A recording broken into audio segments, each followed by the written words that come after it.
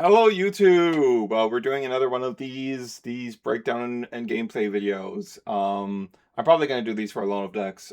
So Anlarcciael, as I talked about in my short that I released today, is not particularly good. Did not read good.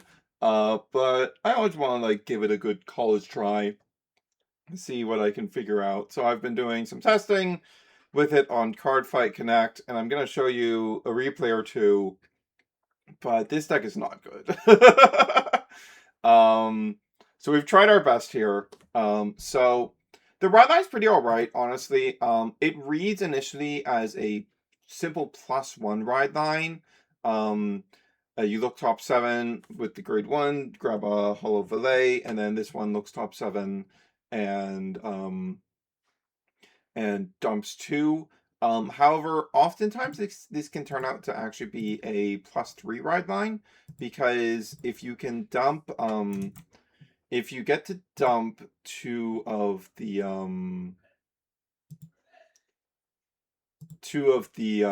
self-revivers, these Nordrates and these Norgoshes, then you are pretty much chilling.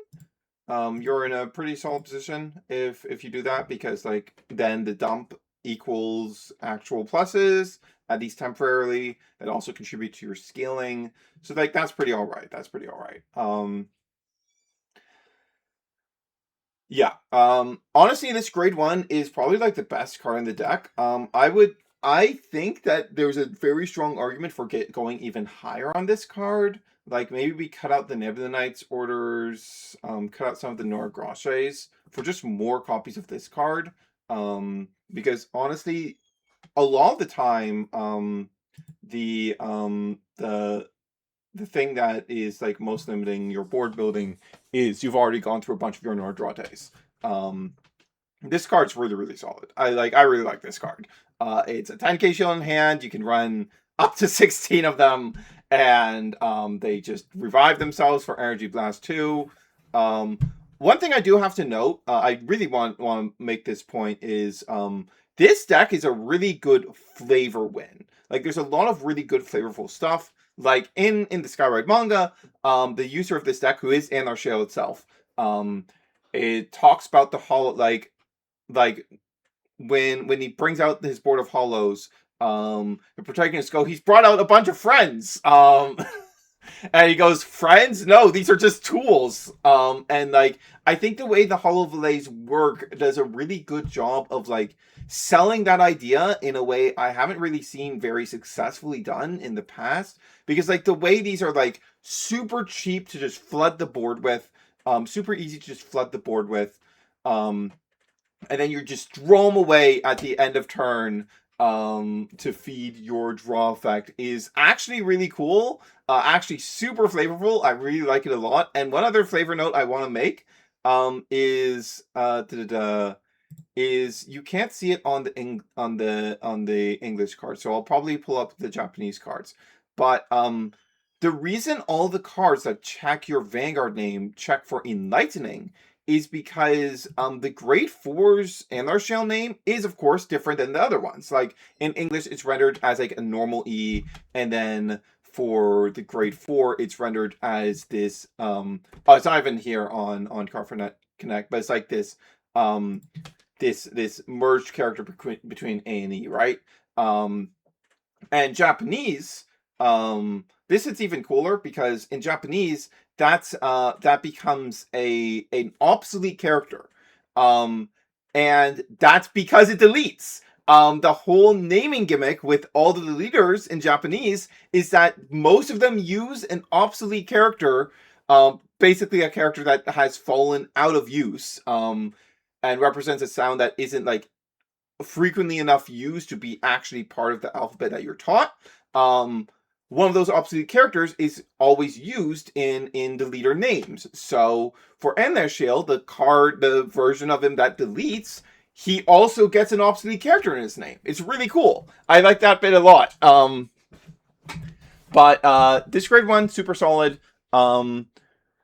The order I'm not a huge fan of, but like because you can grab it and that you revive your restander, it's like all right.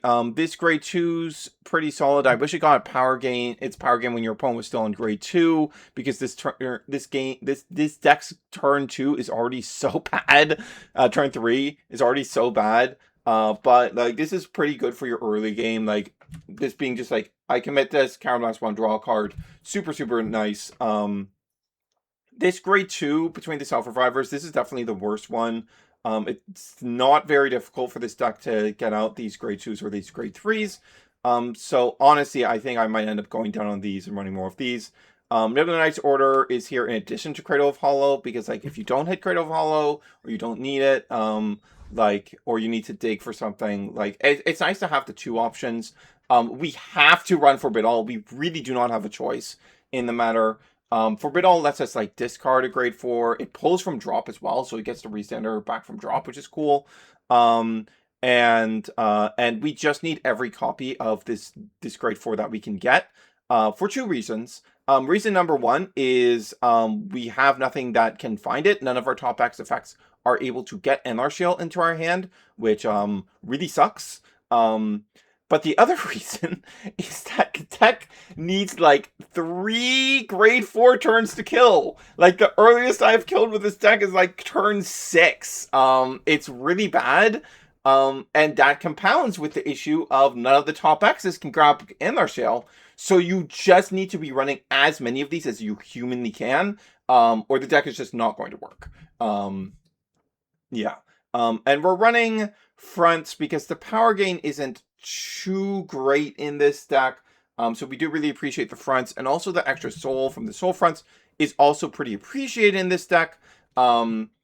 Because to do the board building effect that both the grade 4 and the grade 3 have, you need to bind something from your soul face down, right? And in the later stages of the game, once you start binding 2 every turn, you're going to start running out of soul. So having soul fronts to supplement your soul a bit has been very helpful in my testing. And we just run red OT. This could be blue. This could be another OT. Honestly, I don't think it really matters that much which one it is. But yeah, this is the list I came to. As I said, there are a few things I could see being a bit different. Also, this blitz order helps us with going second. The going second for this deck is already really bad. So yeah. So first up, we've got this replay versus Youth Burke Phantom as an example. So we don't have the grade 4, so we just send all 5 back because finding the grade 4 is the only thing that matters here. As you can see, we're not finding our grade 4. Like, we have a pretty solid early game with these things. That's pretty good. That's pretty all right. Our grade 3 is super nothing, and we looked up 7. There's Anlarcciael. We can't grab it. We're not allowed to. That's awesome, dude. That's great. That's so good. We damage check Anlarcciael.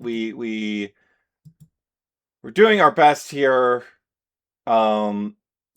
Yeah, like we just can't find it, and like there's just nothing we can do. Like we just have to hard draw it. Like I just wanted to include this one as like a demonstration of one of this deck's core issues, in that you just have to hard draw Anlarcciael, and you need to hard draw multiple.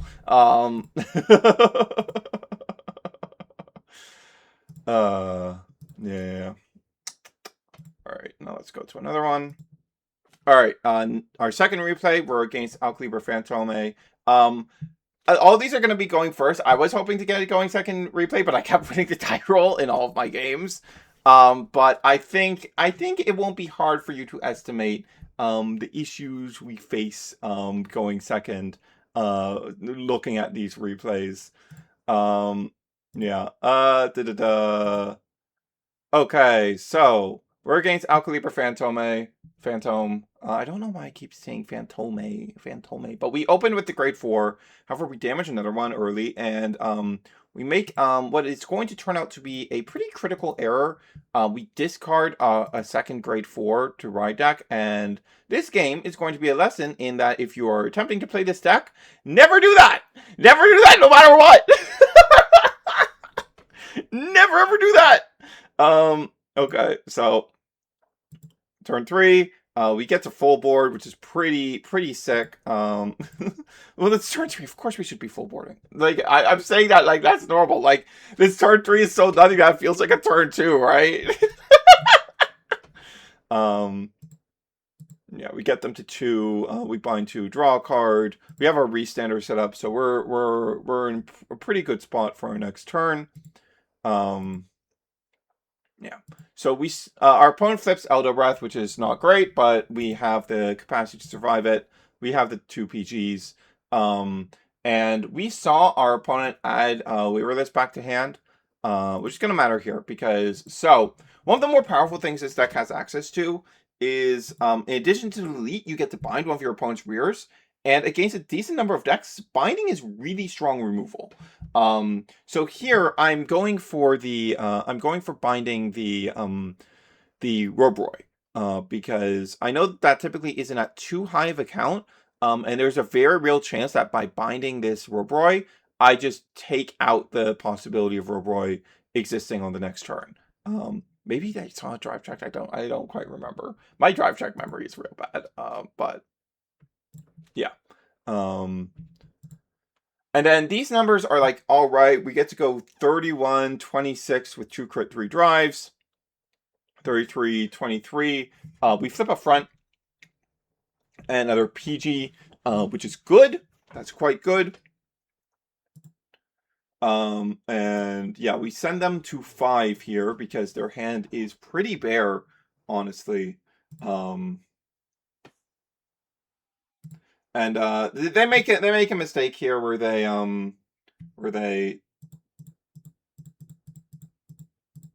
did they play those both out from? They didn't operate both those, right? Yeah, no, they just operated. Okay, so they did the operation correctly. They make a mistake with overcharging to same name. I correct them on this. Wow, I wish Alibra Phantom could overcharge to waverless. That would be so good. That would be so good. It would be so good.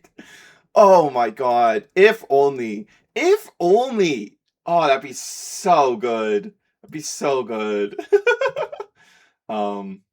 Yeah, we go to 5 here from the Robroi. We didn't manage to turn off Fui. But one of the things about this deck is, because the draw 2 at end of turn is 18k base and it's triple drive, it's actually pretty tanky. The 10k shields on the grade 1 also help quite a bit with that. This deck is, like, legitimately pretty tanky. Which is why you're able to get to turn 6, 7 kills sometimes, but it's real bad that takes that long for you to kill. It's not good. But yeah, we managed to pull through, and we still have a PG and 2 triggers in hand. However, if I recall correctly, yeah, this is so because I discarded that Anlarcciael earlier, and there's this slight problem where I damaged another one. I don't have an Anlarcciael to ride this turn, which means I can't delete, which is pretty bad. So never discard an Anlarcciael because you do not have much access to these cards, and you kind of need several turns of them to pull out wins. So here we just go for this formation. We're still going to be able to countercharge at end of turn, so we can keep it elite online for next turn, but we're going to be giving up on our extra attack for the final turn if we get there, which is unfortunate, unless we rip a heal. We do rip a heal. We rip triple triggers here, which is very good for us. That's very good. Because now this is going to let us bind Del Nebre plus 3 grade 1s, countercharge 1, and have full output for the next turn if we can get there. And with that many triggers, we have a pretty good shot of getting there, actually. We have pretty good odds. So we take out a decent amount of guard, even with that pretty mediocre turn because of the triple drive, which is pretty good. And we survive the turn. We get to ride up into another Anlarcciael. And we get to use the Forbidal to get back the Del Nebre to ensure our yeah. And we barely managed to pull out a win here. Like, oh my god. Oh my god. This deck is not good. This deck is not good. I remember myself about how that Trevor for this one again. Yeah, this was like a pretty low roll for Alibra, if I'm being perfectly honest.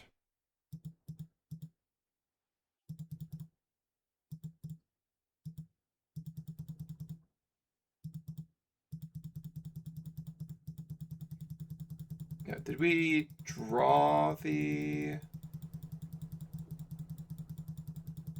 I forget how exactly this went.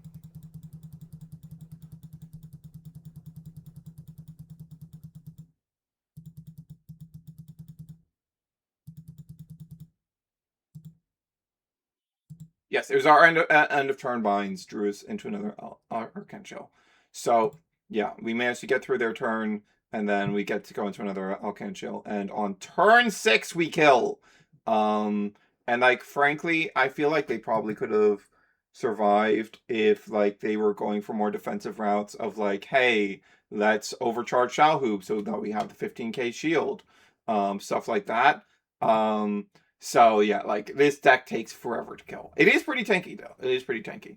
I have one last replay I want to show before we abscond here. So let me get out of here. So this one is going to be against Resiel. And I want to show this one because this shows off pretty decently. Some of the strengths that the deck's engine potentially has in the future when it gets better support. So let's get into this one. All right, let's slow it down a bit. So we're going first again. Again, the going second is really, really bad. I don't think you need me to show you a going second game for you to be able to imagine how bad the going second is, given how long it takes to kill going first. Yeah. So we get to guard this 18 column here for free with the grade 1, which is like one of those things about the grade 1 that's really, really awesome. Like that, I love that grade 1. I think that grade 1 is like one of the best. It is like probably the best card in the deck. The fact that you get to run as many of these as you want, they self-revive, and they're 10k shields is really awesome. I like this card a lot. I just genuinely like this card. It's fun to play with. I enjoy using it. Yeah, they swing at rear to damage deny me. Okay. We don't really use counterblast on this turn anyways. We just go for a 2-turn to attack. We've healed a bunch here. We heal here, which is crazy. Which does help quite a lot with the bad output. Now, what my opponent has not clocked is that putting out this Refister is a critical error. Like, potentially game-losing error on the spot. Because most Resiel lists, it's going to turn out that this guy is running 2 Refister, at least. I think only 2. But most lists are only running like 1 Refister, one Gabriel's, etc., etc., etc. Because you can arcade to drop it.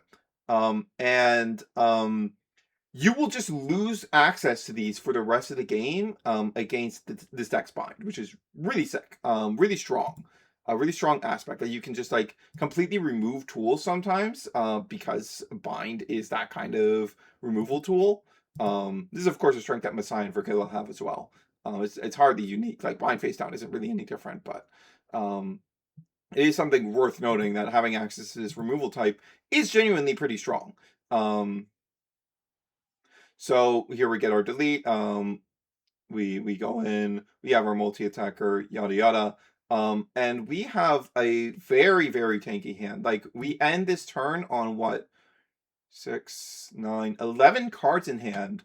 We're only at 2 damage, and we have an 18k base. That results in a very tanky deck, and they don't put up much. They did find themselves their extra Fistor. They don't even go for the Vita extra call, because I remember checking their drop, and there wasn't really anything good to call.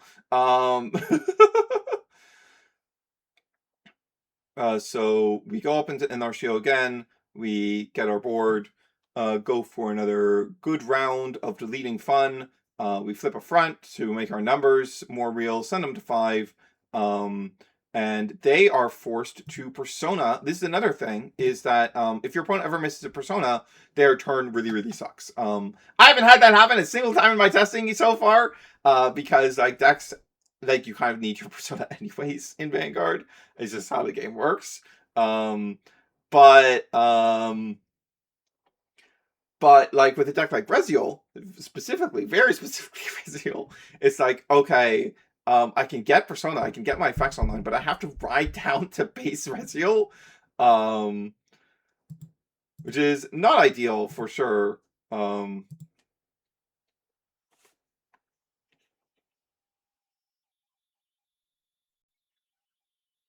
Yeah, now we run into a problem here, which is, okay, we've gotten to turn 6. We can maybe go for a kill shot here. They're already at 5. Except, we don't have another Anlarcciael. We still have another 2 in our deck, and there's only 10 cards in our deck. They're both in our deck right now. We just couldn't get them, because now the top X's can get Anlarcciael to our hand.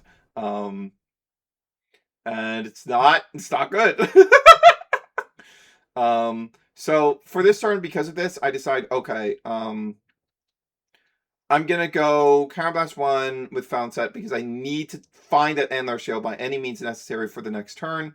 And I'm gonna Counterblast with Down the Nebre, get off a bit of pressure at least, because that'll let me bind at end of turn, and countercharge to make sure I have at least one face up available for my turn 7 attempt to kill.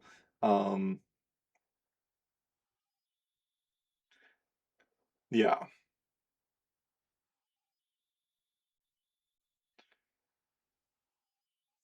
And like guarding is pretty easy. Like this deck is like genuinely pretty tanky, because of the 18k base and the 10k shields, but we misplay a bit with the order of the guarding here, but like we had an overtrigger anyway, so I really was not worried about the Refister killing.